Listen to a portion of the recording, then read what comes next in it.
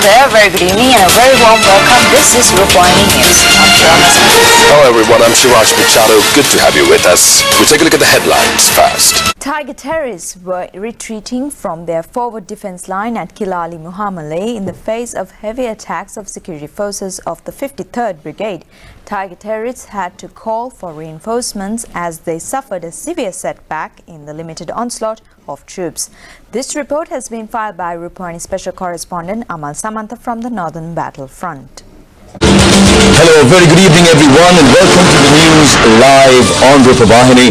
I'm Faisal Bonzo. A very good evening indeed. I'm Shah Mascarenhas. First, let's look at today's headlines. President Mahinda Rajapaksa mingled with devotees at the Anoma sacred city. Over 1,000 UNP and JVP supporters cross over to the UPUFA.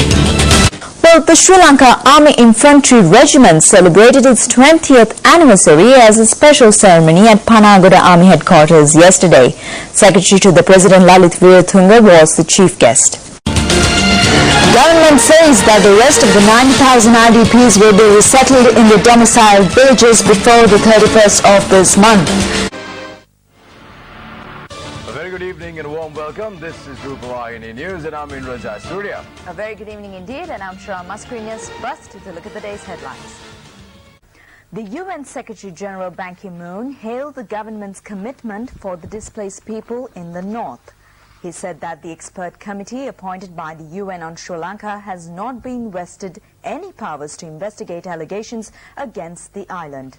President Mahinda Rajapaksa, who is in New York attending the UN summit, called on UN Secretary General Ban Ki-moon in New York and held one-on-one talks at the UN office.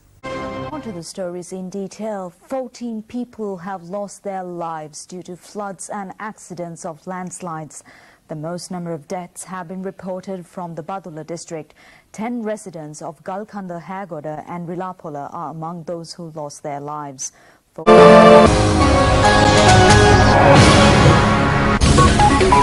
Hello, good evening. Welcome to Rupavahini News. Hello there. Very good evening indeed. I'm Shah Mascarenhas. President Mahinda Rajapaksa says that the government is ready to provide everything to the people in the northeast except the lives lost in the 30-year brutal terrorism. Hello there, very good evening and a warm welcome to the news live on Rupavahini Channel I. I'm Shah Mascarenhas. I'm Mulin Hetiarachi and here are today's headlines. On to the stories in detail now, starting off with local news. The Health Ministry says that the number of totally recovered COVID-19 cases has been risen up to 7,186. 563 COVID-19 patients left hospitals throughout the country. 2,904 COVID-19 patients were fully recovered during the past 7 days.